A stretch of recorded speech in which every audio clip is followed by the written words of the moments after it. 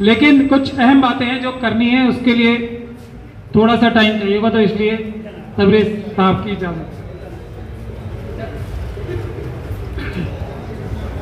पहले तो आज ये मेरे इलेक्शन की अनाउंसमेंट जो 30,000 के लॉयर्स बुनियादी तौर पे इकट्ठे हुए हैं, एक बहाना है, तो बहाना हो गया। लेकिन इस इलेक्शन अनाउंसमेंट की आड़ में जो हम लोगों ने आपको धोखा देके बुलाया आज यहाँ पे, उसमें मकसद ये था कि हमें वॉलंटियर्स चाहिए, वॉलंटियर्स चाहिए उस काम के लिए जो हम कर रहे हैं, और हमसे ज़्यादा बहादुर होनहार यंगस्टर्स यहाँ मौजूद हैं। तो हमें वॉलंटियर्स चाहिए वो काम करने के लिए जिसकी ज़रूरत आज है संविधान और देश बचाने के लिए। मैं सिर्फ एक ही लाइन कहूँगा, बाकी आप सब लोग समझदार हो। आज जो हमारे संविधान का पहला एक ही लाइन संविधान के सबसे पहली है, टेरिटोरियल इंटेग्रिटी, वो खतरे में। चाइना को हमारे देश ने, हमारे देश के इस कमजोर प्रधानमंत्री ने 1000 किलोमीटर से ज्यादा जगह चाइना हमसे छीन चुका है, और बेशर्मी की इंतहा इतनी है कि उसको दूसरी तरफ दिखाना चाहते हैं। तो इसी से आप समझ सकते हैं कि संविधान का बचाने का सबसे पहला जिम्मेदारी या सबसे पहली जिम्मेदारी संविधान ने हमारी लगाई है कि भारत की 1 इंच भी भूमि ना जाने दे। जो नरेंद्र मोदी की सरकार भारत का 1000 किलोमीटर दे सकती है, वो भारत के संविधान का क्या हासिल कर रही होगी। यही इसका एक चावल है देश का पूरा। इसके आगे मैं कुछ नहीं बोलूंगा। जिम्मेदारी, दूसरी बात भानु जी ने कहा यहां पे, जिम्मेदारी आज है वकीलों की। हमें सबसे आगे रहकर क़यादत संभालनी पड़ेगी इस मुल्क की, इस देश की वकीलों को। अगर ऐसा नहीं होगा, अगर ऐसा हम नहीं करेंगे, तो फिर ना संविधान की रक्षा हो पाएगी, ना देश की रक्षा हो पाएगी। ये मैं साफ गोई से आप लोगों के सामने कह रहा हूं, और इसमें कोई शक और शुबे की गुंजाइश नहीं है। जो सरकार 1000 किलोमीटर चाइना को दे सकती है, वो पूरा मुल्क बेच देगी और आप लोगों को पता ही नहीं चलेगा। दूसरी एक बात है कि देश में, स्टेट में और सरकार में फर्क समझना बहुत जरूरी है। देश हम लोग हैं, देश की जनता देश है, स्टेट देश की जनता है, सरकार एक हिस्सा होती है। सिर्फ जो चुनी हुई सरकार है वो देश का सिर्फ एक हिस्सा है। तो असली देश हम सब लोग हैं, जनता है, और उसमें सबसे आगे देश को बचाने के लिए वकीलों को रहना पड़ेगा। मैं एक बात बहुत साफ तौर पे कहता हूं, सरकारों के लिए भी कहता हूं, क्योंकि ये सरकारें SC, ST, OBC और माइनॉरिटी से चुने हुए लोगों की सरकारें नहीं है, उनकी असली आवाज की सरकारें नहीं है, इसीलिए ये सरकारें ठीक काम नहीं कर रही। उसी तरीके से बार का मसला है। आज पूरा बार, चाहे वो SC, ST, OBC के मेंबर्स हो, माइनॉरिटीज के मेंबर हो या दूसरे मेंबर्स हो, उनकी कोई हैसियत, कोई इज्जत, कोई वकार नहीं रह गया। ये बात सच है ना? सबकी बता रहा हूं मैं ये, और हम बार के मेंबर की हैसियत से सबकी इज्जत बचाना चाहते हैं। लेकिन जो आज चुने हुए लोग हैं वो वही लोग हैं जिनकी सरकारें बनी हुई, जो SC, ST, OBC और माइनॉरिटी से नहीं आते, क्योंकि उनकी संख्या कम है। इसी वजह से बार की वैल्यू कम हुई है, सरकार की इज्जत, सरकार की वैल्यू कम हुई है। सरकार जो है ठीक से नहीं चल रही, बार भी जो है ठीक से इसलिए नहीं चल रही है कि SC, ST, OBC और माइनॉरिटीज के लोग इसमें नहीं है। तो इसमें कोई अलग अलग बात नहीं है। अगर हम लोग बार की नुमाइंदगी करेंगे, हम लोग जीत के जाएंगे, तो पूरी बार की इज्जत बढ़ेगी। एक बार के मेंबर की हैसियत से ये मैं ऐलान करना चाहता हूं, इसमें मुझे कोई शक और शुबे की गुंजाइश नहीं है। हम लोग जीतेंगे, फायदा सबका होगा, बार का फायदा होगा। आज जो जजेस जिस तरीके से कानून तोड़ के वकीलों के साथ बिहेव कर रहे हैं, ये क्या मुनासिब बात है? ये इसीलिए है कि बार कमजोर हो गई है, और ये मजबूत बार तब होगी जब आप और हम जीत के जाएंगे। इसीलिए जिम्मेदारी है हमारी पूरी बार को बचाने की, पूरे जुडिशियल निजाम को बचाने की। इसीलिए हमें वॉलंटियर्स चाहिए। और 30,000 की जो मीटिंग हो रही है आज, वहां से सबसे अहम काम यह है कि आप लोग, हमें वो वॉलंटियर्स चाहिए जो हम लोगों के साथ कंधे से कंधा मिला के या हम लोगों से आगे रहकर 30,000 में ये लड़ाई संभालेंगे कि बार तो बात की बात है, पहले हम जो आम नागरिक, हमारे schedule caste, schedule tribe, OBC और माइनॉरिटीज के लोग आते हैं, उनकी हिफाजत करने के लिए अदालतों में मजबूती के साथ खड़े हों। ये वॉलंटियर्स हमें चाहिए जो टाइम देंगे अपना। इसीलिए आज ये मीटिंग बुलाई गई है बुनियादी तौर पर। तो वो सारे वॉलंटियर्स अपना नाम लिखवा के जाएं, ये उनकी अहम जिम्मेदारी है और टाइम देना पड़ेगा जैसा कि हम लोग दे रहे हैं। फिर आप फर्क देखिएगा, आज जो 30,000 से शुरुआत होगी उसका फर्क देखिएगा, जो दिल्ली से शुरुआत होगी उसका फर्क देखिएगा।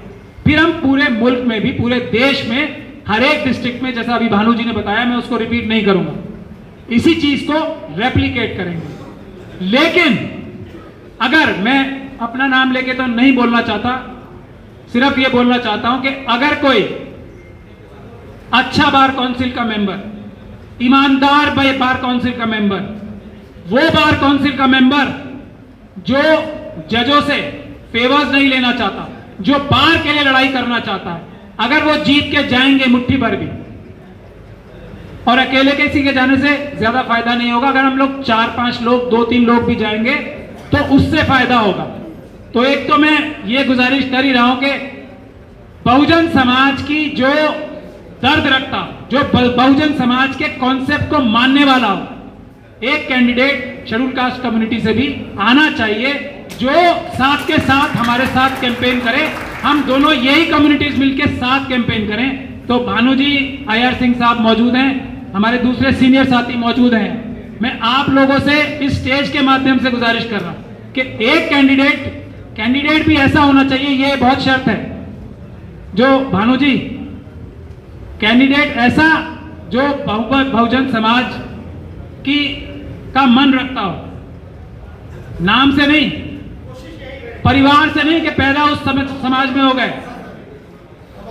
एक कैंडिडेट ऐसा होना चाहिए जो बहादुर हो और जो मन में बहुजन समाज की भावना रखता हो कि इस देश को चलाने के लिए ईमानदार, जो 92% मेजॉरिटी है देश की, उसका दर्द दिल में रखता हो। ये बहुत जरूरी है। तो अगर ये हम 2 कैंडिडेट साथ कैंपेनिंग करेंगे तो मैं नहीं समझता कोई शक और शुबे की गुंजाइश है कि ये दोनों कैंडिडेट जीतेंगे ही नहीं, सबसे ज्यादा मार्जिन से जीतेंगे।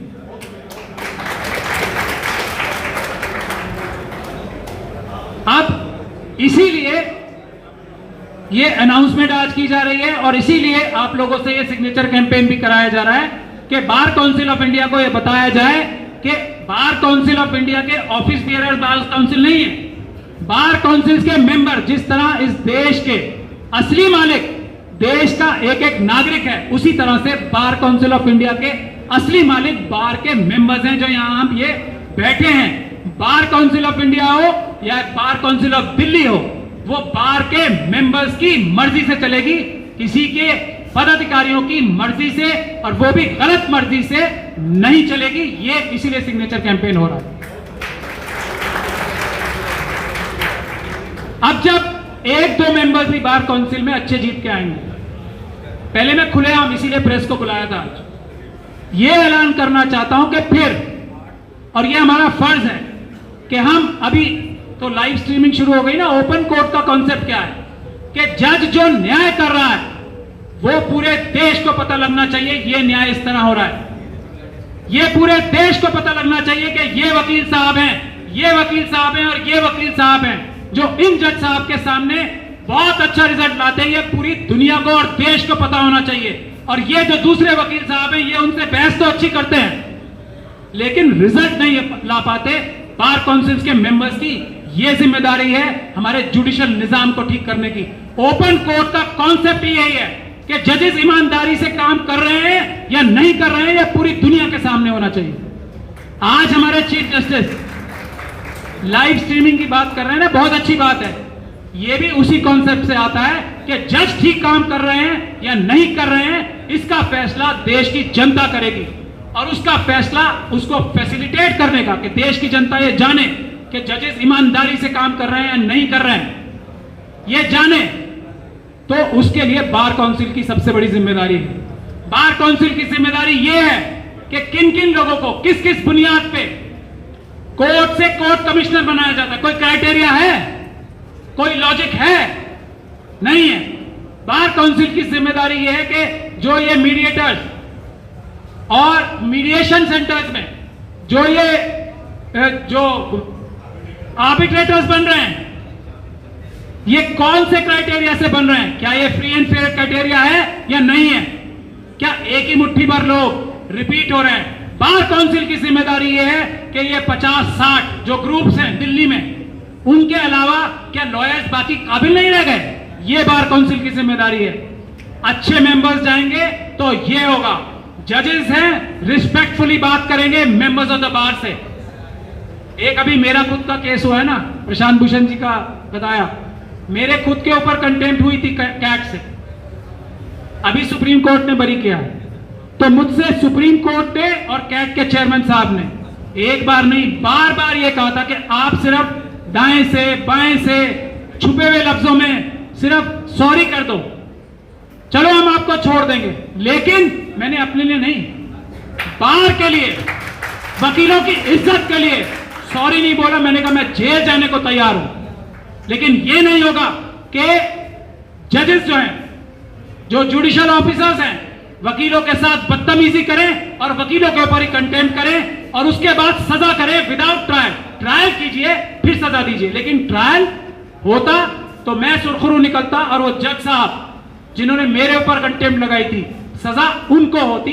तो मैंने इसीलिए पूरी बार की खातिर वो कंटेम्प्ट सुप्रीम कोर्ट तक झेली और आज एक वो बहुत बड़ा मिसाल बनी कि वकीलों के साथ कंटेम्प्ट की प्रोसीडिंग्स बगैर ट्रायल के नहीं हो सकती। तो ये बहुत जरूरी बात है। जो मेरे ऑफिस में रेड हुई, मेरे कंप्यूटर में ऐसा कुछ नहीं है, लेकिन कॉन्सेप्ट, प्रिंसिपल, वकीलों के घर से, वकीलों के ऑफिस से उसका कंप्यूटर नहीं लिया जा सकता। उस प्रिंसिपल के लिए 18 घंटे तक वो रेड झेली और उसके बाद भी बाहर आके यही कहा कि हम इन पुलिस वालों को और इनके राजनीतिक आकाओं को जेल भिजवाएंगे क्योंकि ये गैर कानूनी काम कर रहे हैं, वकीलों के साथ ये नहीं कर सकते। ऐसे मेंबर्स हमें चाहिए और ऐसे मेंबर्स मौजूद हैं, लेकिन वो जीत नहीं पाते क्योंकि उसमें पैसे का इस्तेमाल होता है। इलेक्शन में पैसे की जगह लॉबीज का इस्तेमाल होता है, दबाव का इस्तेमाल होता है और आखिर में ईवीएम का भी इस्तेमाल होता है।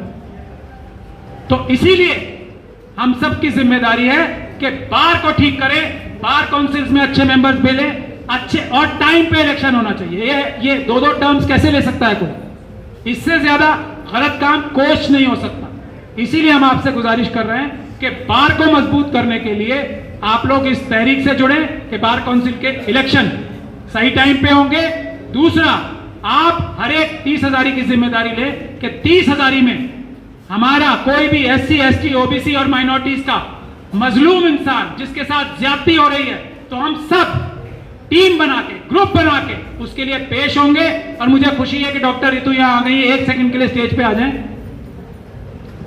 ये डॉक्टर रितु हैं, इनके साथ ये एक गुनाह है इनका जिसकी इनको सजा मिल रही है कि ये दिल्ली यूनिवर्सिटी के दौलत राम कॉलेज में वहां के सारे टीचर्स से ज्यादा काबिल है, ज्यादा पढ़ी लिखी हैं और ज्यादा अच्छा रिजल्ट दिलवाती है स्टूडेंट्स को। ये इनका गुनाह है। इस गुनाह की सजा जो मनुवादी इनकी प्रिंसिपल है, उन्होंने 35 बच्चे झूठे नकली पैदा करके उनके सिग्नेचर्स कराए और इनको नौकरी से निकाला। ये डरी नहीं, ये लड़ रही हैं आज तक, बगैर नौकरी के लड़ रही हैं आज तक। तो क्या हम सब लोगों का फर्ज, जिम्मेदारी नहीं बनती कि हम इनके साथ कंधे से कंधा मिलाकर इनकी लड़ाई लड़ें? क्योंकि ये अपनी लड़ाई नहीं लड़ रही, पूरी दिल्ली यूनिवर्सिटी नहीं, पूरे देश के जो टीचर समाज है, खासतौर पे SC, ST, OBC और माइनॉरिटी समाज का, जिसके साथ हर मनुवादी प्रिंसिपल रोज ज्यादती कर रहा है, सबसे अच्छा होने के बावजूद भी इस तरह का छल कपट। आप सोच सकते हो, दिल्ली यूनिवर्सिटी की प्रिंसिपल और रजिस्ट्रार डॉक्यूमेंट फोर्स कर रहा है इनको नौकरी से निकालने के।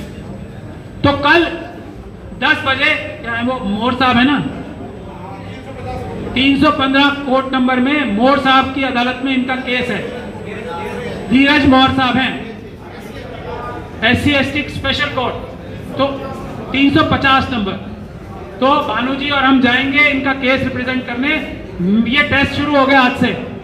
कल सुबह 10 बजे, कल सुबह 10 बजे वही जिस चीज के लिए आपको कहा जा रहा है 30,000 की जिम्मेदारी संभालने, ना सब आप सबको आना है। जो वॉलंटियर्स हैं उनकी बात कर रहा हूं, जो वॉलंटियर्स हैं, जो हमारे वॉलंटियर्स बनना चाहते हैं, उनको आना है और मजबूती के साथ मोर साहब को कोर्ट, जो ओपन कोर्ट है, उसमें खड़े रहकर देखना है किस प्रकार का न्याय हो रहा है। और मोर साहब बहुत अच्छे जज भी हैं, तो उनसे SC/ST एक्ट भी हमें सीखने का भी मौका मिलेगा। तो कल सुबह 10 बजे सब लोग आए वहां पे, और ये टेस्ट केस है। इसी तरीके से किसी का भी केस होगा, किसी का भी 10 बजे ही आना, इसलिए किसी का भी केस होगा SC/ST OBC और माइनॉरिटी के व्यक्ति का, जैसे भानु जी ने कहा कि जो सोशल वजह से उसके साथ ज्यादती हो रही है, कोई चोरी डकैती करके आया उसके लिए नहीं, उसके लिए फीस लेंगे और काम करेंगे। जिसके साथ ऐसा अन्याय हो रहा है उसके लिए हम सब लोग टीम बना के रहेंगे और ओपन कोर्ट का जो कॉन्सेप्ट है उसको इंप्लीमेंट कराएंगे। बहुत बहुत शुक्रिया। मिलेट टाइम्स को आपकी जरूरत है, हमारी आप माली मदद करें।